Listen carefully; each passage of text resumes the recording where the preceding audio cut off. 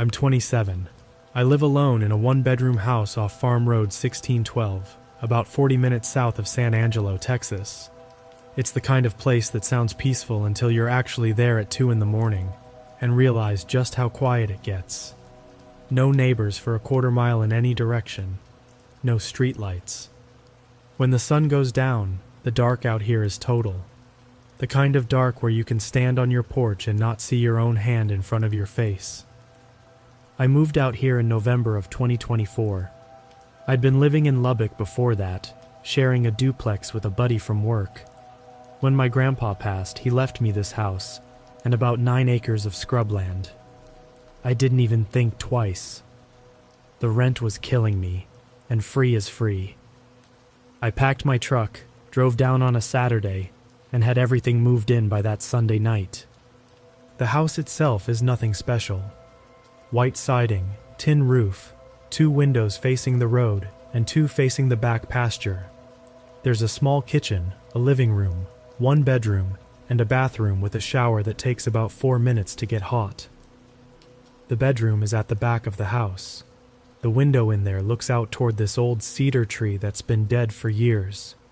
Bare branches, no leaves, just gray wood reaching up into the sky. I remember thinking it looked kind of ugly when I moved in, but I never got around to having it cut down. The first couple months were fine. Better than fine. I liked the quiet. I liked being able to walk outside and take a leak off the porch without worrying about anyone seeing me. I liked cooking my own food and watching whatever I wanted, and falling asleep on the couch without someone banging around in the kitchen at 6 a.m. It felt like my own little corner of the world. I started my new job at the pipeline company in early January. It was field work, long hours, heavy lifting, driving out to remote sites in the middle of nowhere. By the time I got home most nights, I was done. Physically and mentally just empty. I'd eat something, maybe watch 30 minutes of TV and pass out. I was sleeping harder than I had in years. Deep, dreamless, dead-to-the-world sleep. That changed on the night of February 11th.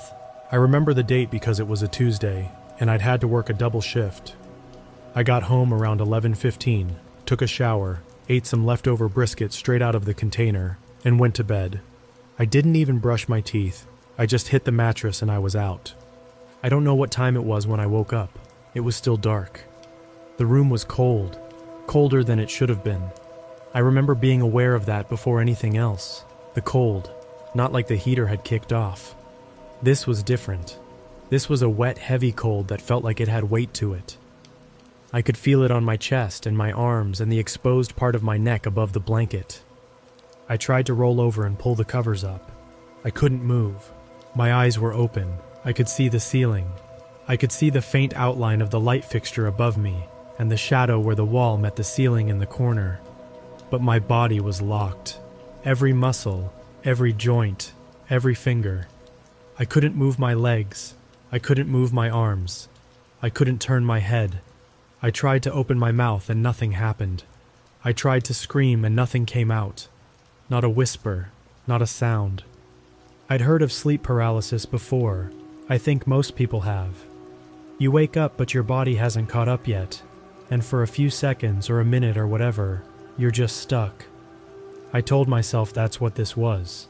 I told myself to calm down, breathe, and wait it out. But then I heard the breathing. It wasn't mine. Mine was shallow and fast, barely getting air because my chest felt like something was pressing down on it. This breathing was slow, deep, steady. It came from somewhere near the foot of the bed, low and rhythmic, in through the nose, out through the mouth, in through the nose, out through the mouth. I strained my eyes to look down toward the end of the mattress. I couldn't tilt my head, so all I had was whatever I could see from the angle I was stuck at. And at first, I didn't see anything. Just the dark shape of my dresser against the far wall and the faint line of the window frame. Then something shifted. In the space between the foot of the bed and the dresser, there was a shape. It was tall. Taller than a person should have been in that spot unless they were standing on something. It was dark. Not just dark skin or dark clothes, but dark in a way that made the rest of the room seem lighter by comparison. I couldn't make out features, no face, no hands, just a shape that stood upright and didn't move and breathed in that same slow, steady rhythm. I tried to scream again. Nothing. I tried to kick. My legs didn't respond. This went on for what felt like 5 or 6 minutes, but it could have been 30 seconds. I have no idea. Time doesn't work right in that state. At some point, the cold started to ease. My fingers twitched. My right foot jerked. And then, all at once, it was over. My body unlocked and I sat up in bed so fast I nearly fell off the side. The room was empty. I turned on every light in the house. I checked the doors. I checked the windows. Everything was locked. Nothing was out of place. I sat on the couch with the living room light on and my grandpa's 20 gauge across my lap until the sun came up.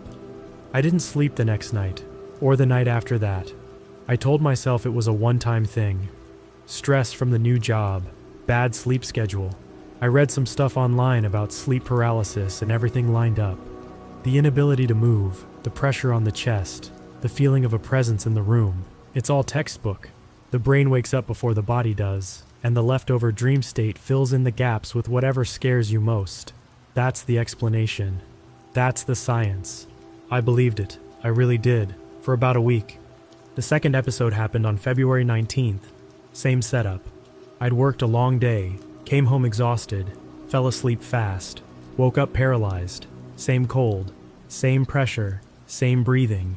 But this time, it was closer. The shape was at the side of the bed, my left side. It stood right there next to me, so close that if I'd been able to reach out, I could have touched it. I could hear the breathing right next to my ear now. Slow and wet. Not labored, not ragged. Just present, calm, patient. And this time, I noticed something else. A smell, faint, but there. It was sour and thick. Like old meat left in a plastic bag. Like something that had been dead for a while, but not long enough to dry out. It sat in the back of my throat and I could taste it. I was frozen for what felt like 10 minutes. The shape didn't move. It just stood there. I could feel heat coming off of it. Not warmth. Heat. The kind that radiates from a body. From skin. From something alive and standing inches away from your face in the dark. When it ended and my body unlocked, I rolled off the bed and hit the floor. I crawled to the wall and slapped the light switch. The room was empty again, but the smell wasn't gone. It lingered, faint, hanging in the air near the bed. I stood there, breathing through my mouth, staring at the empty space where the shape had been. The carpet was undisturbed. The bed sheets were exactly where they'd been. Nothing was out of place. But the smell was there. It was real. It wasn't a dream. It wasn't a hallucination. You can't smell things in your sleep. I looked that up. Sleep paralysis can produce visual and auditory hallucinations, sometimes even tactile ones, feeling touched or pressed down. But olfactory hallucinations during sleep paralysis are extremely rare, almost unheard of. And even when they do happen, they don't linger after you wake up. They stop when the episode stops. This didn't stop. I slept on the couch for the next 4 nights, kept the TV on and all the lights burning. I thought maybe if I didn't sleep in that room, it wouldn't happen, and it didn't, for a while. Then I got comfortable again. That's the thing about fear. It fades. Your brain can't sustain it. After a week of nothing happening, I started to feel stupid. A grown man sleeping on his couch with the lights on because he had a bad dream. I moved back to the bedroom on February 27th and told myself I was done being ridiculous. I fell asleep around 10:30. I woke up at 1:48 a.m. I know the exact time because my phone was on the nightstand and my eyes went straight to it the second I realized I was paralyzed again. 1:48. The cold was worse this time. It felt heavy, oppressive. The air in the room had a thickness to it that made breathing difficult even beyond the pressure on my chest. And the shape was back. It wasn't standing beside the bed this time. It was on the bed. I could feel the mattress dipping near my feet. I could feel weight, actual, physical weight pressing down on the end of the bed, tilting the surface toward whatever was sitting there, and I could feel it moving. Slowly, inch by inch, the depression in the mattress crept up from the foot of the bed toward my legs, then my waist, then my chest. Something was crawling up the bed toward me, and I couldn't move. I couldn't scream. I couldn't do anything except stare at the ceiling and feel it getting closer. The breathing was right above my face now. I could feel the air hitting my skin, each exhale warm and wet and sour. The smell was overwhelming. Rot, decay, something old and wrong and close. And then I felt fingers on my chest, 5 points of pressure, light at first, then pushing down. Hard, harder than a person should be able to push with one hand. I felt the cartilage in my ribs creak under the force. I couldn't breathe. My vision started going gray at the edges. I was going to pass out. I was going to suffocate in my own bed with something sitting on top of me and pressing me into the mattress. Then it stopped. All of it. All at once. The weight, the cold, the pressure, the breathing. Gone. I gasped and rolled onto my side and vomited over the edge of the bed. My hands were shaking so hard I couldn't hold my phone. I lay there on my side, drooling bile onto the floor, and I cried. I'm not ashamed to admit that. I cried because I was terrified, and because I was alone, and because whatever was happening to me was getting worse, and I didn't understand it. I called in sick the next day. I drove to the urgent care in San Angelo and told the doctor I was having episodes of sleep paralysis. She was nice about it. She said it was common, especially in people with irregular sleep schedules. She prescribed me something to help me sleep deeper, some kind of mild sedative, and told me to try to keep a consistent bedtime. She said the episodes usually resolve on their own. I picked up the prescription and took one that night. I slept through until 6 a.m., no paralysis, no shapes, no breathing. The pills worked for about 2 weeks. I took one every night and slept soundly and started to feel normal again. I went back to work. I stopped checking the locks 3 times before bed. I stopped leaving the hallway light on. Then, on March 15th, I ran out of pills. The pharmacy said they needed a new prescription, and the earliest the doctor could see me was the following Monday. That was 5 days away. I figured I'd be fine. I'd been sleeping well, my body was rested. Whatever had been causing the episodes was probably gone. I went to bed at 11. I fell asleep fast. I don't know exactly when I woke up, because this time my phone wasn't on the nightstand. I'd left it in the kitchen, plugged in on the counter. I woke up paralyzed, but something was different. The room wasn't dark. There was light coming through the window. Not moonlight. It was too bright and too steady for that. It had a pale bluish quality to it that lit up the whole room in this faint, sick glow. I could see everything. The dresser, the closet door, the ceiling fan, the dead cedar tree outside the window, its bare branches pressing against the glass. And I could see the shape. It was standing in the corner of the room, the far corner, near the closet. For the first time, I could actually see it clearly. It was tall, impossibly tall. Its head was nearly touching the ceiling, and the ceiling in that room is 8 feet. It was thin, so thin that the proportions were wrong. The arms hung down past where the knees would be, and the fingers were long and curled slightly inward. The skin, if that's what it was dark and slick, and it caught the pale light from the window in a way that made it look wet. It didn't have a face, not in the way that a person has a face. There were features, but they were wrong. The eyes were too wide and too far apart, and they didn't reflect light. They absorbed it, like holes. The mouth was a thin, straight line that ran too far across the width of the head. There was no nose, just smooth, dark, wet-looking surface between the eyes and the mouth. It was watching me. I could feel it. Not just looking at me, studying me. The way you'd look at something pinned to a board. And then the mouth opened. It didn't make a sound. It just opened, slowly, wider than any mouth should open. The line split apart and kept going, revealing a dark, empty space inside that seemed to go back farther than the head should have allowed. No teeth, no tongue, just an opening that kept getting wider and wider until the entire lower half of the face was gone, and there was just this gaping black void where a jaw should have been. I felt something pull at my chest. Not physical pressure this time, something deeper. Something inside me was being tugged toward that opening. I could feel it in my sternum, behind my ribs, in the center of my body. A pulling sensation, a draining, and the cold got worse and the room got darker and my vision started tunneling down to just that face, that open mouth, that hole. I don't know how long it lasted. Seconds, minutes. I don't know.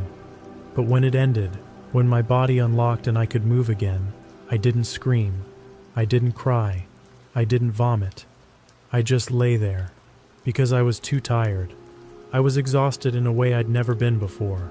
Not sleepy, emptied, drained. I felt like I'd run 20 miles and then donated blood. I lay there until the sun came up. When I finally got out of bed, I went to the bathroom and looked at myself in the mirror. I looked sick. My skin was gray. My eyes were sunken. I'd lost weight. I could see it in my face and my neck. I called my buddy Dalton. He's the one I used to share the duplex with in Lubbock. I told him everything, all of it. The paralysis, the shape, the breathing, the fingers, the face. He was quiet for a long time. Then he said I should talk to someone. Not a doctor. He meant a priest or a pastor or something. He grew up Church of Christ and he still believes in that stuff. I told him I didn't think this was a demon or a ghost or whatever. I told him I thought something was medically wrong with me. He said okay, but he didn't sound convinced. I got the new prescription on Monday and started taking the pills again. They worked. Again, the episode stopped. I slept. I started eating more. I put some of the weight back on. By the end of March, I was almost feeling normal. But here's the thing. The pills helped me sleep, but they didn't fix what was happening in the house. Because things were happening during the day, too. Small things at first. Things I could explain away. I'd come home from work and a cabinet door would be open. I'd find the bathroom light on when I knew I'd turned it off. One afternoon, I came in through the front door, and there were muddy footprints on the kitchen floor. They were bare feet. No tread pattern. Just smooth, flat prints, wider than mine, with long toes. They came from the hallway, crossed the kitchen, and stopped at the back door. The back door was locked, from the inside. I stood there staring at those prints for a long time. Then I mopped the floor, and told myself I'd track them in somehow and just didn't remember. But I was wearing boots. I'm always wearing boots. And those prints were bare feet. Then the scratching started. At first I thought it was the cedar tree. The branches were close to the bedroom window, and when the wind blew, they'd scrape against the glass. It's an old house. Things make noise. But after a while, I realized the scratching didn't match the wind. Sometimes it came when the air was dead still. Sometimes it came from the wrong side of the house, the side without any trees. Sometimes it came from inside the walls. It was worst at night. I'd be lying in bed, medicated, half asleep, and I'd hear it. Slow, rhythmic scratching coming from inside the wall behind my headboard. Not random, patterned. 3 scratches, a pause, 3 scratches, a pause. Over and over. Like something was trying to tell me it was there. Like something wanted me to know. I checked the attic. I checked under the house. I set traps for rats and raccoons. I found nothing. No droppings, no chew marks, no signs of any animal. On April 2nd, I came home from work and the bedroom window was open. Not broken. Open. Slid up about 6 inches. The screen was still in place, and it was latched from the inside. The window had been opened from inside the room. I'd been at work since 6 a.m. Nobody else has a key. Nobody else had been in the house. I closed the window. I locked it. I checked every other window and door. Everything else was secure. I sat on the couch and tried to think of a rational explanation, and I couldn't come up with one. That night, I took my pill and went to bed. I fell asleep around 10:45. I woke up at 2:13 a.m. The pill hadn't worked. I was paralyzed. Flat on my back, eyes open. The room was dark, but not completely. There was just enough ambient light to see outlines and shapes. The shape was on the ceiling. It was directly above me. pressed against the ceiling with its arms and legs spread wide, clinging to the surface. Its body was flat against the plaster, its head angled down, and those eyes, those dark, empty, light-absorbing eyes, were looking straight into mine from maybe 3 feet away. The mouth was already open. I felt the pulling immediately, stronger than before, so strong it hurt. It felt like something was being ripped out of the center of my chest, pulled upward through my ribs and my throat toward that gaping black opening above me. The cold was absolute. I couldn't feel the bed under me. I couldn't feel the blankets. I couldn't feel anything except the pulling and the cold and the growing emptiness spreading through my body. My vision started to go. Not dark, white, bright, colorless white, starting at the edges and closing in. I couldn't hear anything. Not the breathing, not the scratching, not even my own heartbeat. Just silence and white and cold and the feeling of being drained. I thought I was dying. I was certain of it. Whatever this thing was, it was killing me, and I was going to die alone in my grandpa's house in the middle of nowhere, and nobody would find me for days. Then something happened that I still can't explain. I heard my grandpa's voice, clear, close, real, not in my head, in the room, right next to my ear. He said one word, "Move," and I did. My right hand came up off the mattress and I swung it at the shape above me. My fist connected with something solid, cold and hard and wet. It felt wrong under my knuckles, not bone and not flesh. Something else. Something that gave slightly on impact and then contracted, pulling away from my hand. The thing on the ceiling made a sound. The first sound I'd ever heard it make. It was high-pitched, almost beyond the range of hearing, and it vibrated in my teeth and in the bones of my skull. It pulled back from me. I could feel the weight shifting on the ceiling above me. And then it moved, fast. Faster than anything that size should be able to move. It went across the ceiling to the window. I heard the glass crack. Not shatter, crack. A single sharp snap, and then scraping, and then nothing. I could move. The paralysis was gone. I rolled off the bed, hit the light switch, and stood there shaking. The room was empty, but the window was cracked. A single line running diagonally across the glass from one corner to the other. And on the ceiling, directly above where I'd been lying, there were marks. 5 long, thin impressions in the plaster, roughly the size and spacing of fingers. They were pressed into the surface about 1/8 of an inch deep, as if something had been gripping the ceiling hard enough to dent it. I touched one of the marks. The plaster was cold, not room temperature. Cold, freezing cold, even though it was the middle of the night in West Texas and the heater was on. I didn't stay in the house that night. I grabbed my keys, my wallet, and the 20 gauge, and I drove to Dalton's place in Lubbock. I made it there by 4:30 in the morning. He took one look at my face and didn't ask any questions. He just let me in and gave me the couch and sat up in the recliner with me until the sun came up. I told him everything. He didn't say I was crazy. He didn't try to rationalize it. He just listened, and when I was done, he said we should go back to the house together. In the daylight. He wanted to see the ceiling. He wanted to see the window. We drove down the next morning. When we got there, the house was exactly how I'd left it. Front door locked, lights on, my bed unmade, the covers thrown onto the floor. The window was still cracked. The diagonal line was there, clear as day. Dalton ran his finger along it and didn't say anything. Then we looked at the ceiling. The marks were still there. 5 impressions, deep enough to catch shadows from the overhead light. Dalton stood on the bed and reached up and put his hand next to them. His fingers didn't even come close to matching the spread.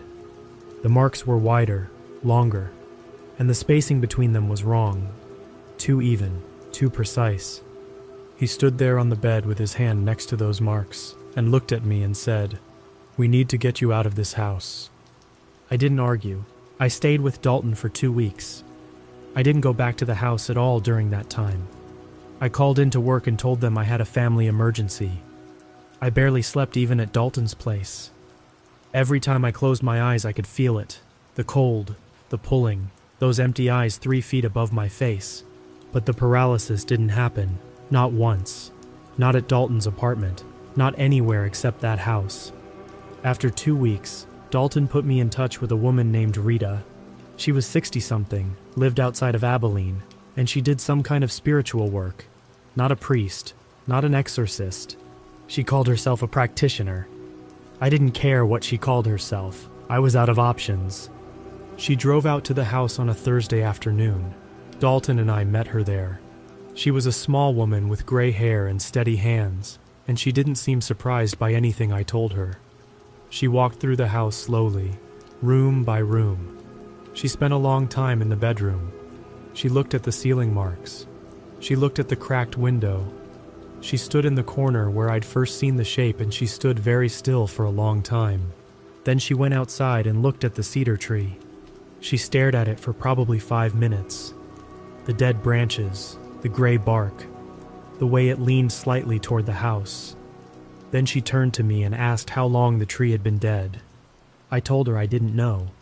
It was already dead when I moved in. She asked if my grandpa had ever mentioned it. I said no. My grandpa hadn't talked much about the house. She walked around the base of the tree. She got down on her hands and knees and looked at the roots where they went into the ground. Then she stood up and brushed off her jeans and looked at me. She said the tree needed to come down. She said whatever I'd been seeing in that bedroom, it was connected to the tree. She couldn't explain how or why. She just said she could feel it. She said the tree was wrong and it needed to come down and I needed to burn it. Every piece, every branch. She said not to leave any of it on the property. I asked her what was in my house. She was quiet for a minute. Then she said she didn't know what to call it. She said it was old, older than the house, maybe older than anything built on this land. She said it had been here before my grandpa and before whoever owned the land before him. She said it had been sleeping for a long time and something woke it up. I asked her what woke it up. She said, "You did. You sleep deep. It's attracted to that." I didn't fully understand what she meant. I still don't, but I believed her. Something in the way she said it, something in the way she'd looked at that tree, I believed her. Dalton and I rented a chainsaw the next morning. It took us most of the day to bring the tree down and cut it into pieces. The wood was strange. It was dry on the outside but wet on the inside, even though the tree had clearly been dead for years. The inner wood was dark, almost black, and it had a smell. That same sour, thick, rotten smell from the bedroom. When the saw cut through the trunk, sap came out. Dark, thick sap that didn't look right. It was almost the color of old blood and it was warm. Not hot, just warm. Warmer than wood should be. We piled everything in the middle of the back pasture. I doused it in diesel and lit it. The fire burned for hours. The smoke was black and heavy and it smelled wrong. Not like burning wood. Not like anything I can describe. The smoke went straight up into the sky, even though there was a steady breeze from the west. Straight up. Column of black smoke rising into a clear blue sky. We sat in the bed of my truck and watched it burn. When it was done, when there was nothing left but gray ash and charred ground, Dalton looked at me and said he felt better. He said the air felt different, lighter. I noticed it too. The weight that had been hanging over that house for months, that oppressive, thick feeling, was gone. That was 3.5 weeks ago. I moved back into the house the next day. I stopped taking the pills. I've been sleeping in the bedroom every night since, and the paralysis hasn't come back. Not once. No cold, no breathing, no shapes, no scratching in the walls, no footprints on the floor, no windows found open. It's over. But here's the part that still keeps me up at night. The part I haven't been able to let go of. After we burned the tree, I went through some of my grandpa's things. He had a filing cabinet in the hallway closet that I'd never gone through, mostly old tax documents and insurance papers. But in the bottom drawer, in a manila envelope with no label, I found a stack of photographs. They were old, black and white. Some of them had dates written on the back in pencil. The earliest one was from 1951. Most of the photos were of the house and the property. The house being built, the fence going up. My grandpa as a young man standing next to a truck I didn't recognize. Normal stuff. But 3 of the photos were of the cedar tree.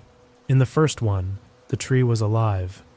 Green, full, healthy. My grandpa was standing next to it with a woman I think was my grandma. The date on the back said June of 1953. In the second photo, the tree was dead.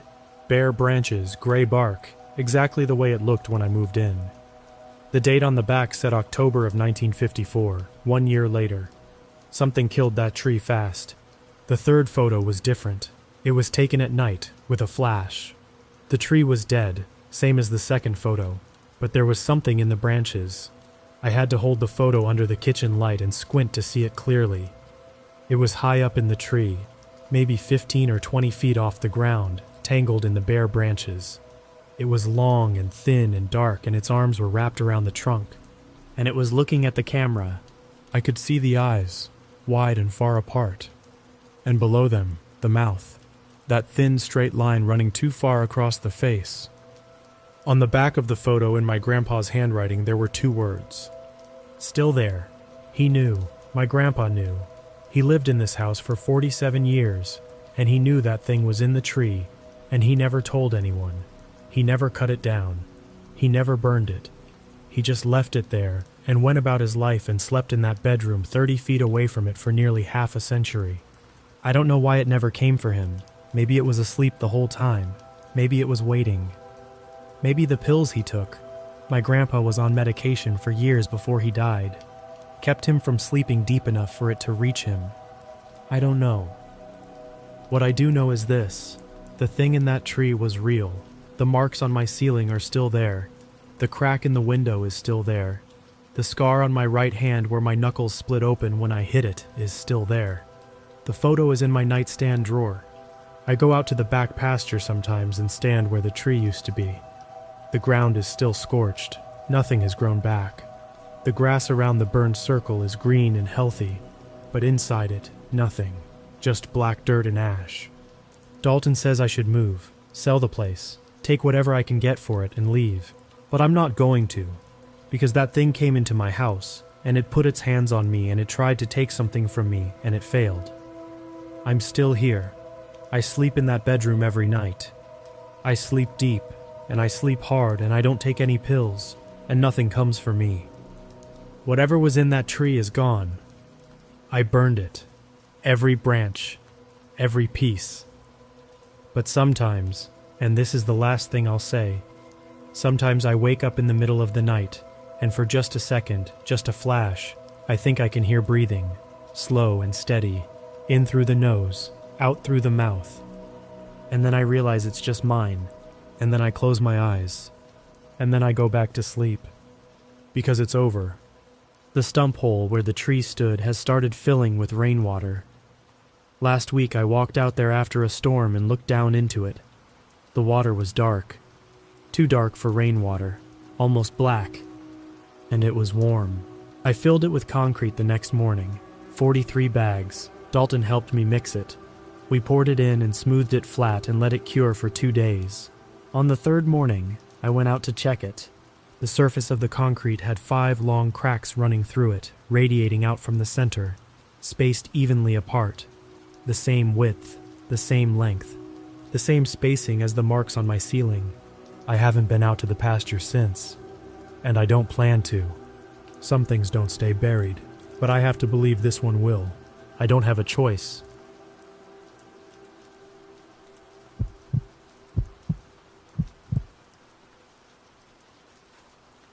I'm writing this from a hotel room in Gainesville, room 214 at the Hampton Inn off I-75.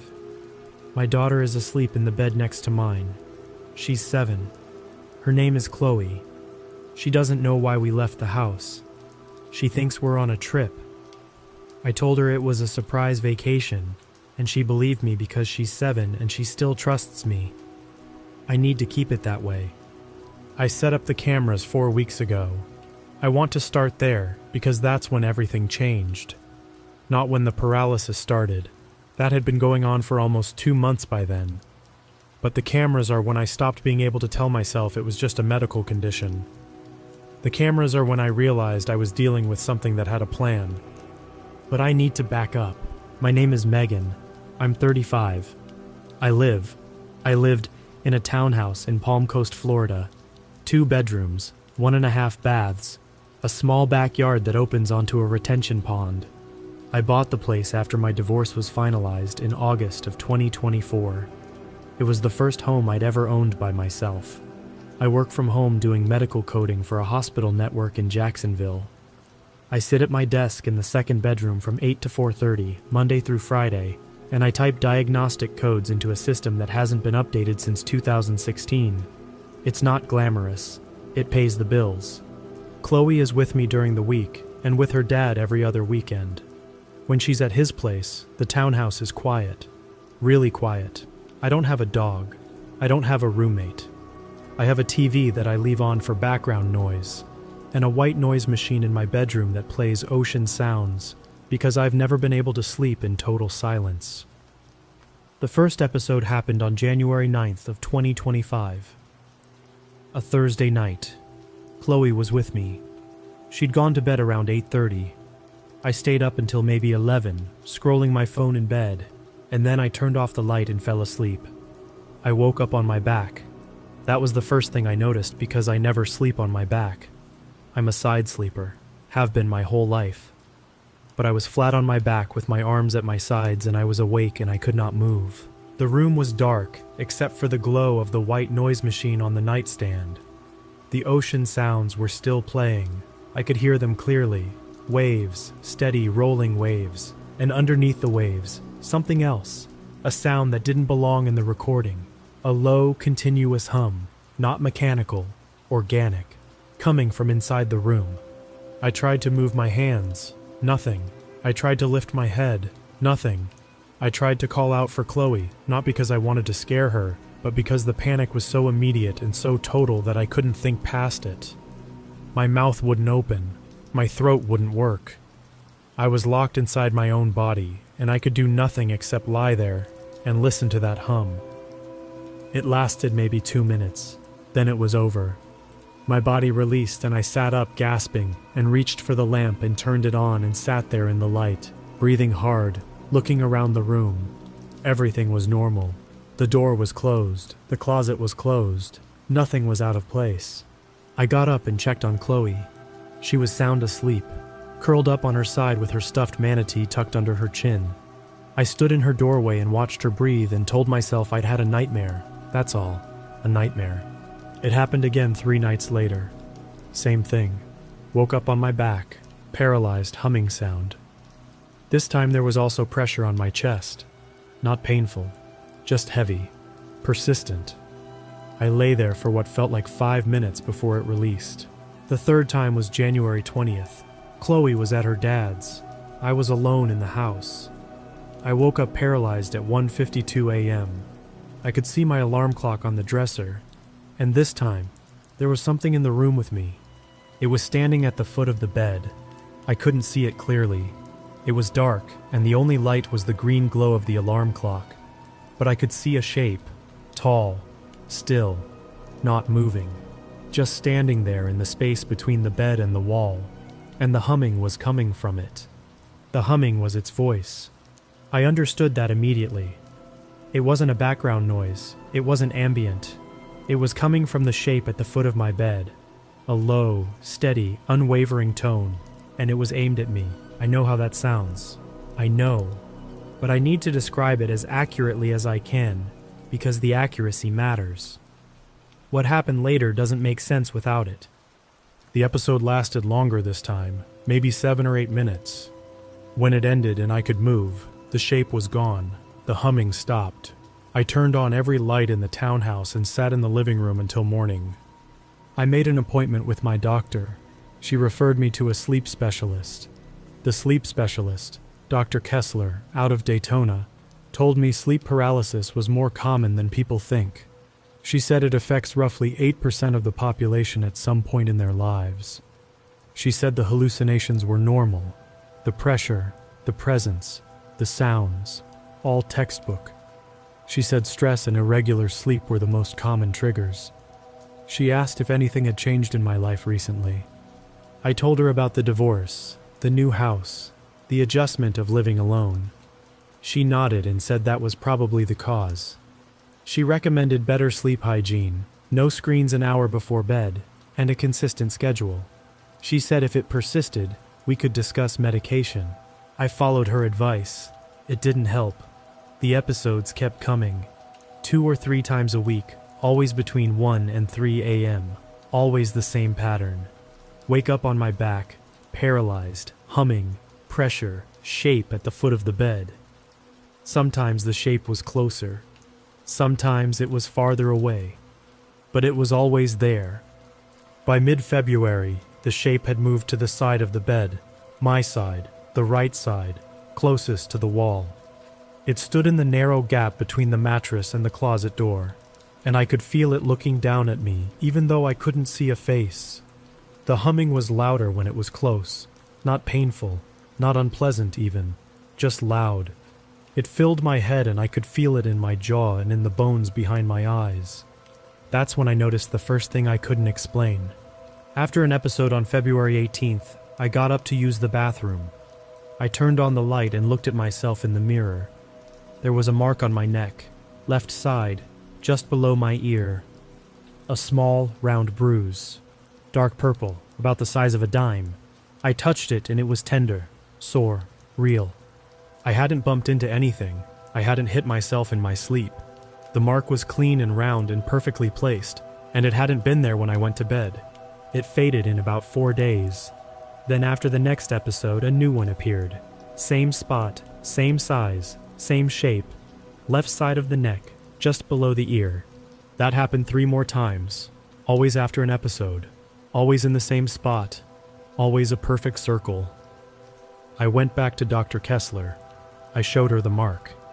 She examined it, took a photo, and said it was probably a pressure point bruise from sleeping in an unusual position. She said lying on your back with your head turned to one side could create that kind of mark if sustained pressure was applied to the skin. She didn't seem concerned. I wanted to believe her. I tried to believe her.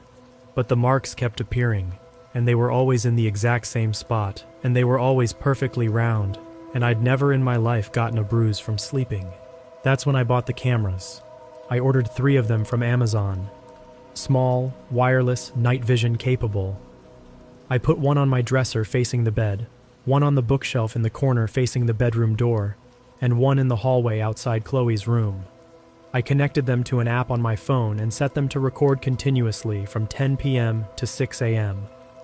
The first few nights, nothing happened. I slept through, no paralysis, no episodes.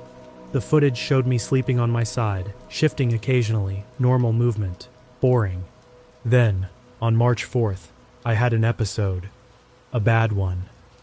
I woke up paralyzed. The shape was at the side of the bed.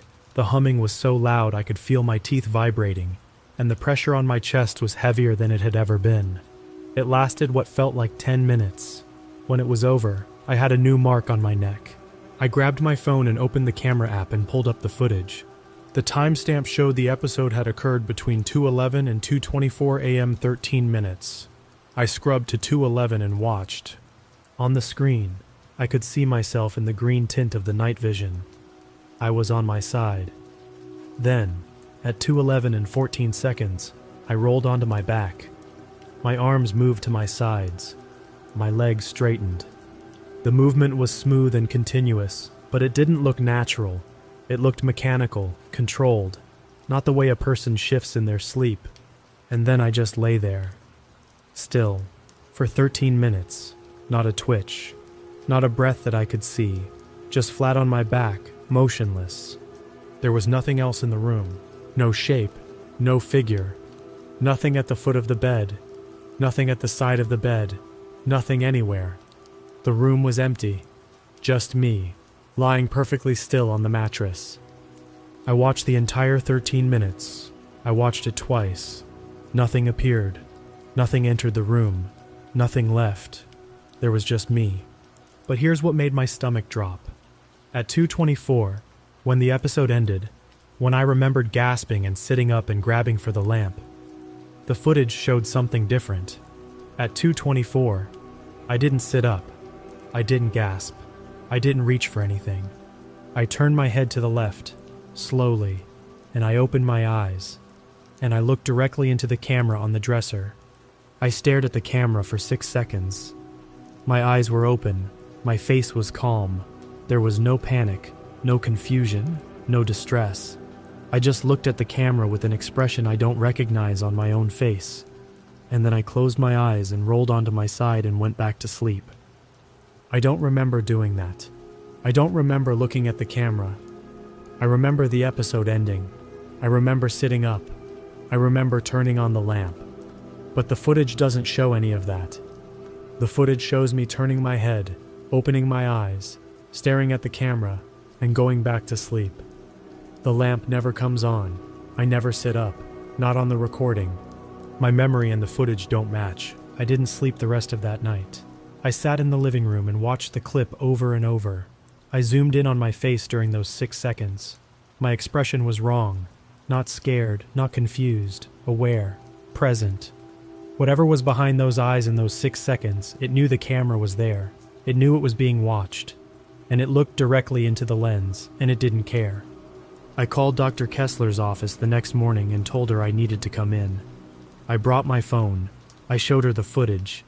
She watched it twice, then set the phone down and told me that parasomnia, abnormal behavior during sleep, was a known companion to sleep paralysis. She said some people sit up, talk, walk, and perform complex actions during episodes without retaining any memory of it. She said the disconnect between my memory and the footage was consistent with a dissociative sleep event. She said it was nothing to worry about.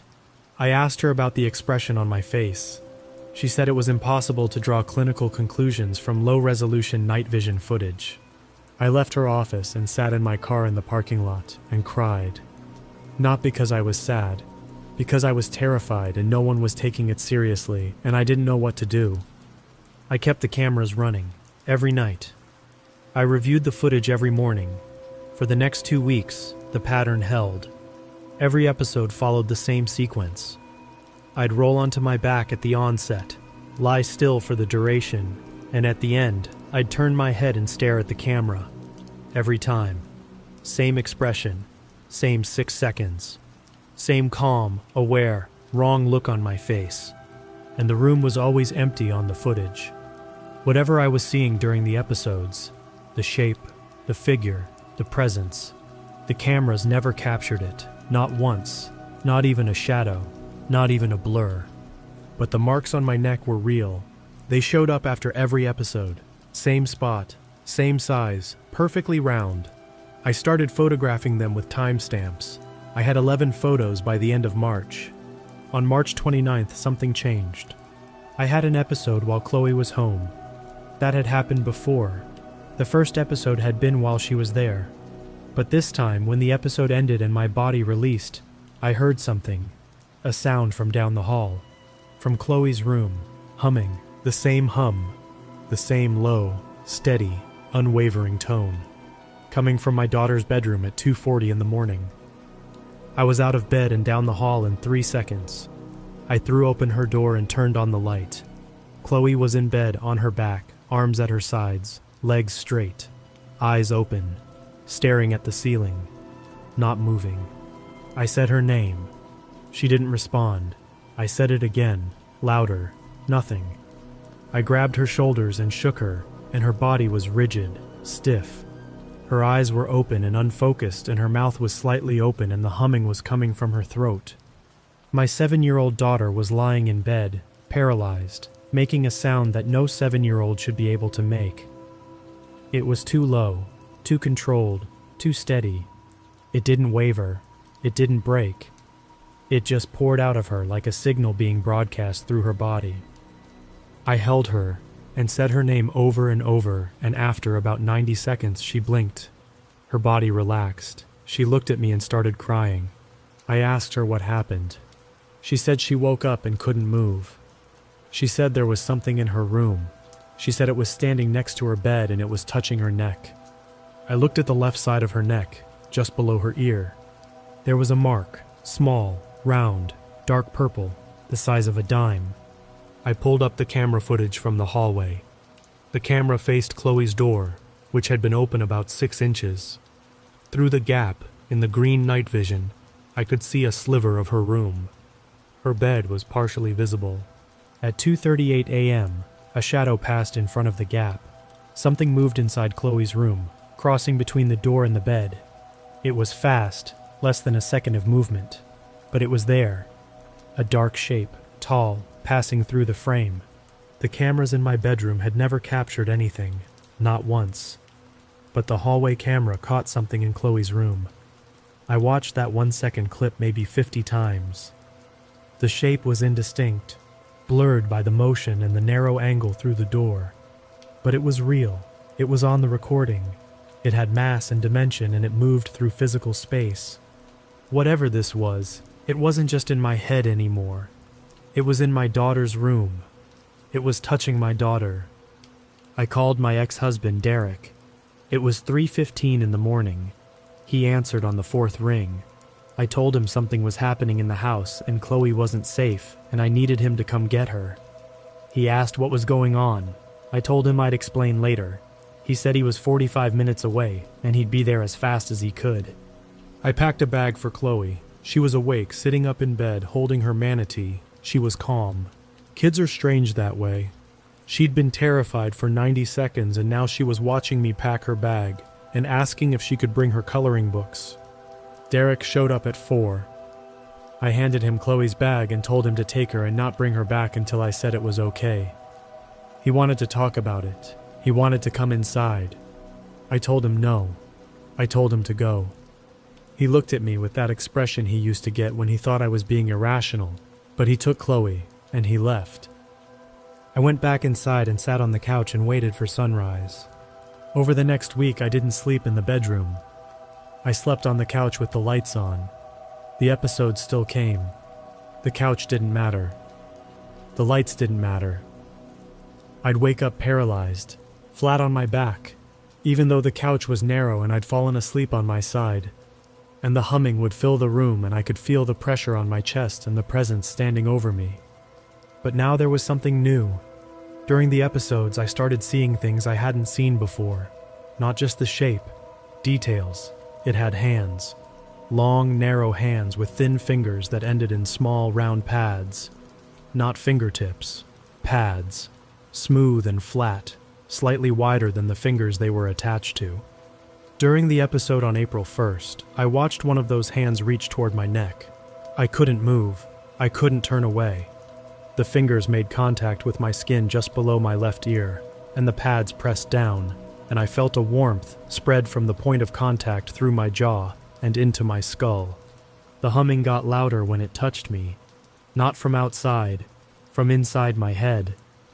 The sound was inside me, resonating in my bones, and the warmth spread, and I could feel something opening. Not a physical opening, something in my mind, a space being made, room being cleared. When the episode ended, I sat up and touched my neck. The mark was there, fresh, warm to the touch. I photographed it. I opened the camera app. I watched the footage, and this time, the footage showed something new. During the episode, while I lay paralyzed on the couch, my right hand had risen off my body, slowly, independently, while the rest of me was motionless. My right hand floated up and moved to my neck. My own fingers pressed against the spot below my left ear and held there for the duration of the episode. I was making the marks myself, my own hand, my own fingers, pressing into my own skin hard enough to leave a bruise while I lay paralyzed and hallucinated a figure touching me. I watched the footage 3 times. There was no question.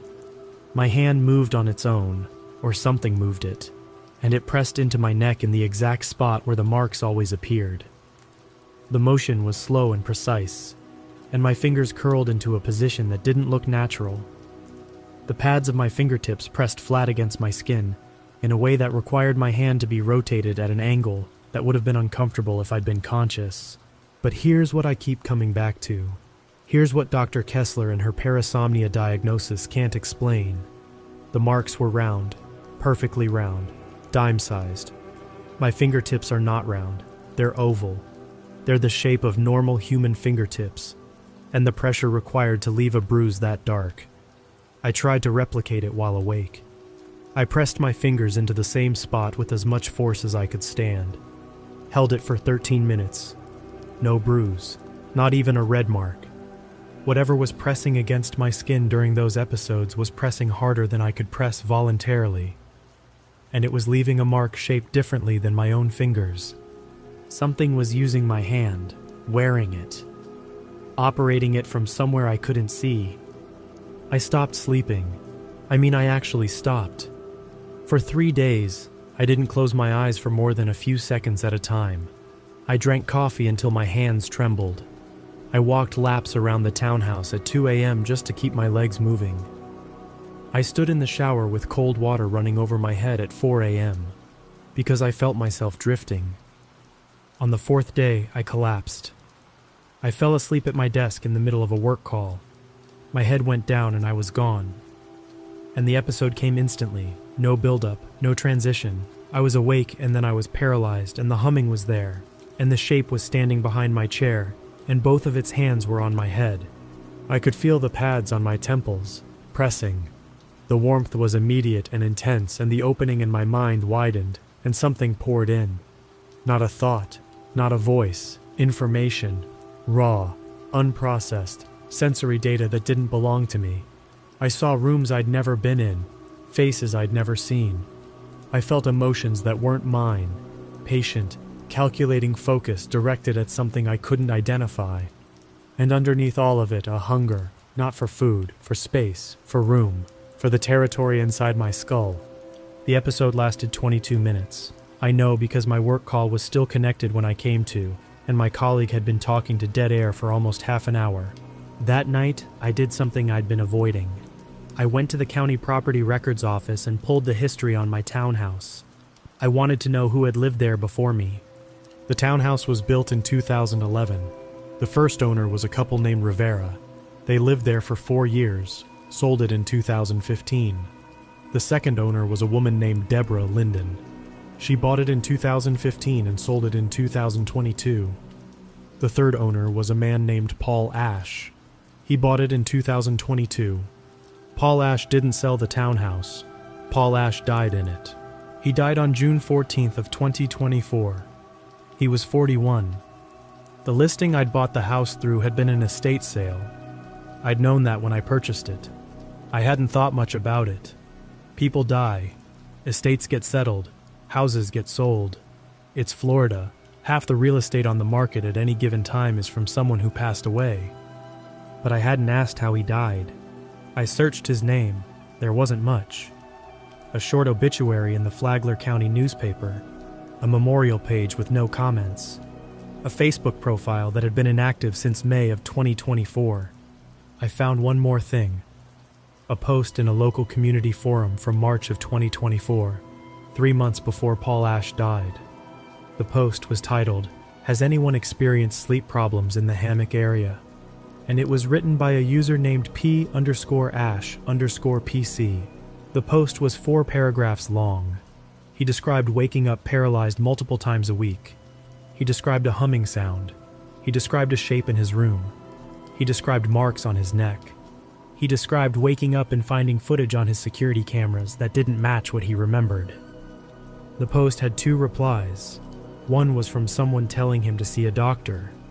The other was from a user I couldn't identify, and all it said was, "Look at your hands during the footage. Watch what they do." Paul Ash didn't respond to either reply. He never posted on the forum again. He died 11 weeks later. I pulled his death certificate through a records request. The cause of death was listed as cardiac arrest. No underlying conditions noted. No drugs or alcohol in his system. He was found in his bed by a wellness check after he'd missed 4 days of work without calling in.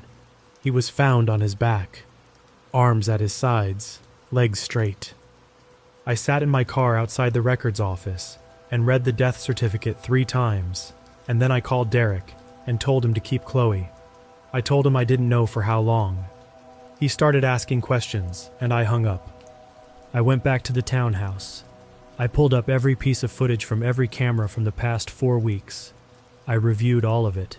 Every episode, every clip. I made a spreadsheet. I logged the timestamps, the duration of each episode, the behavior on the footage, and any marks that appeared afterward.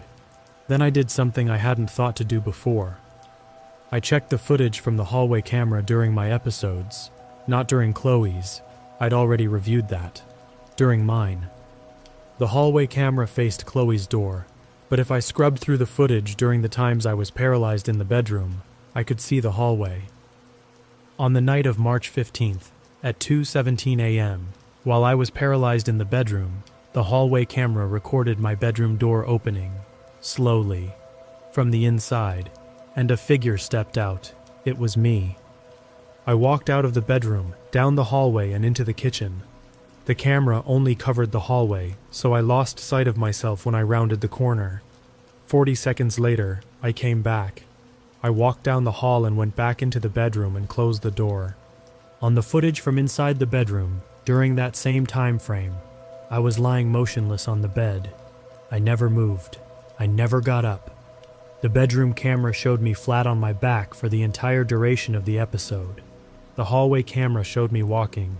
Both cameras were recording at the same time. Both had matching timestamps. Both showed me the same person, the same body, the same clothes, in two different places simultaneously. I went to the kitchen. I looked around. Nothing was out of place. I opened drawers. I looked in cabinets. Then I looked at the kitchen table, and I noticed something I hadn't noticed before. There was a scratch on the surface. Not a deep gouge. A thin, precise line etched into the laminate. I ran my finger over it. It was recent. The edges were still sharp, the material still pale where it had been scored. It was a circle, a perfect circle, about the size of a dime.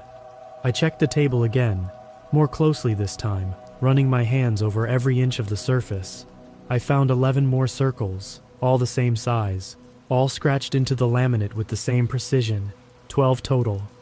One for each episode that had produced a mark on my neck. Something was using my body while I lay paralyzed, walking it around the house, recording its work on my kitchen table, keeping count. I didn't stay in the townhouse that night. I packed a bag and drove to the Hampton Inn in Gainesville because it was far enough away that I felt like I could breathe.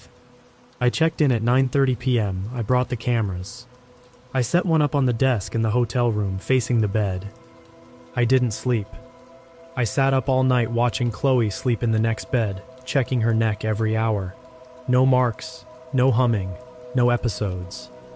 She slept soundly, curled on her side, her manatee under her chin. That was 3 days ago. Last night I fell asleep. I didn't mean to. I was sitting up in the chair by the window and my eyes closed and I was gone. I woke up on my back, in the hotel bed, paralyzed. The humming was there. The pressure was there. The shape was standing between the two beds, inches from Chloe. It wasn't facing me, it was facing her. Its hand was extended. Those long, thin fingers with the round pads were reaching toward the left side of her neck. I fought. I fought harder than I've ever fought anything. Every muscle, every nerve, every cell in my body pushing against whatever was holding me down. I screamed inside my own head. I begged. I threatened. I told it to take me instead. I told it whatever space it wanted inside my mind it could have. All of it. Every room. Every corner. Just not her. The hand stopped. The fingers paused, suspended an inch from Chloe's skin. The shape turned toward me, slowly. And for the first time, I saw its face. It didn't have eyes. It didn't have a mouth. It didn't have features in any human sense. What it had were openings. Small round openings arranged across the surface of its face in no pattern I could recognize. Dozens of them. Each one the exact size and shape of the marks on my neck. The exact size and shape of the circles on my kitchen table. The humming came from those openings. All of them. Each one producing a slightly different tone, layered together into that single unwavering sound that I'd been hearing for months. The sound I'd been feeling in my bones and my teeth and the back of my skull. The shape looked at me, and I use the word looked loosely, because I don't know how something with no eyes can look at you, but it did. and the humming shifted. It changed. The tone dropped lower, then cycled up, then dropped again, and I understood. Not the words. There were no words, but the meaning, the intent, what it wanted, what it had always wanted. It was making room. That's what the marks were. That's what the pressure was. That's what the warmth and the opening in my mind had been. It was making room for itself inside a person, clearing space, preparing a place to live. Paul Ash hadn't died of cardiac arrest. Paul Ash had been emptied. The space inside his mind had been hollowed out until there was nothing left to keep his body running. And now it was here, in a hotel room in Gainesville, 63 miles from the townhouse, and it had followed me because it wasn't attached to the house. It was attached to me. It had started the process, and it intended to finish it. Unless it found somewhere easier, unless it found someone younger, someone whose mind had more room to begin with, someone who was asleep and unguarded and lying 6 feet away from it with her neck exposed. I said no, not out loud. I couldn't speak. I was still paralyzed. But I said it in my head with everything I had. I said no.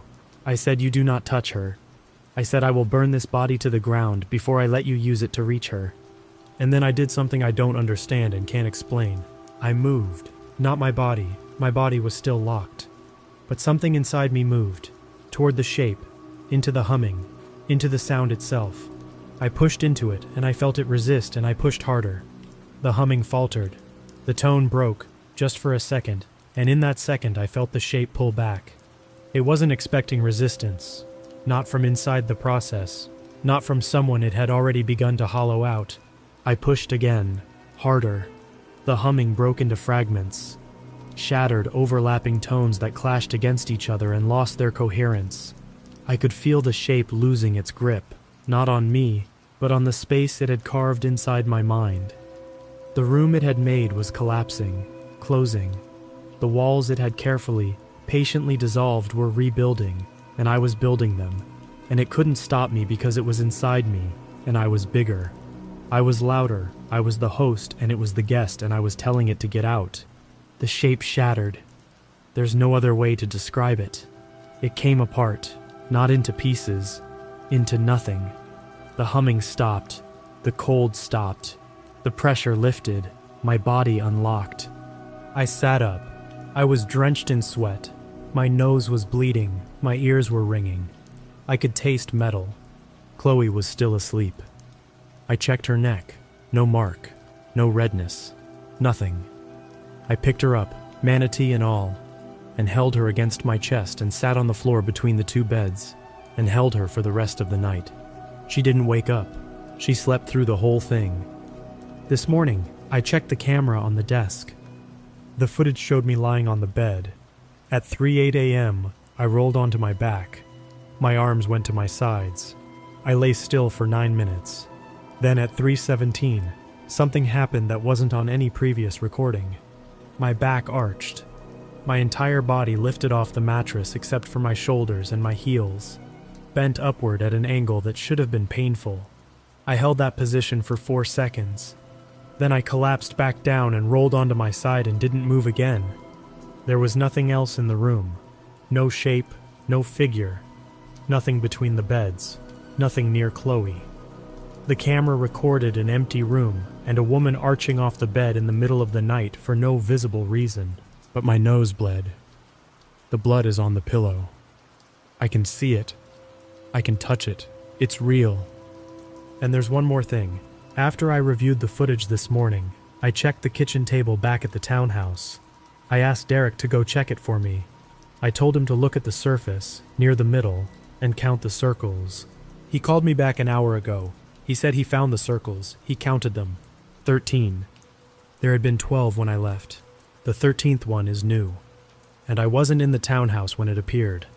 I was 63 miles away, in a hotel room, fighting for my daughter's life. Which means one of two things. Either the thing that's been hollowing me out found a way to mark the table without using my body, or someone else was in my house last night. Someone whose hands it could borrow, someone new. I don't know which answer is worse. I'm sitting in this hotel room and Chloe is asleep and the camera is recording, and I don't know what to do next. I don't know if what I did last night actually worked, or if the shape is gone, or just regrouping. I don't know if the space inside my mind is really closed, or if it's just waiting to be reopened. I don't know if I won, or if I just delayed what's coming. But I know this. It didn't touch her. It reached for her, and it stopped. I stopped it. With nothing but whatever is left inside me after 2 months of being carved apart from the inside. That has to count for something. I'm going to stay awake tonight. I'm going to watch Chloe sleep, and I'm going to keep the camera running, and I'm going to sit in this chair, and I am not going to close my eyes. Tomorrow, I'm going to find someone who knows what this is. Not a sleep doctor, not a neurologist. Someone who understands what happens when something decides it wants to live inside you, and you have to convince it that the rent is too high. I'll find someone. I'll figure it out. I have to, because she's 7 years old and she sleeps with a stuffed manatee, and she trusts me to keep her safe, and I will, whatever it costs.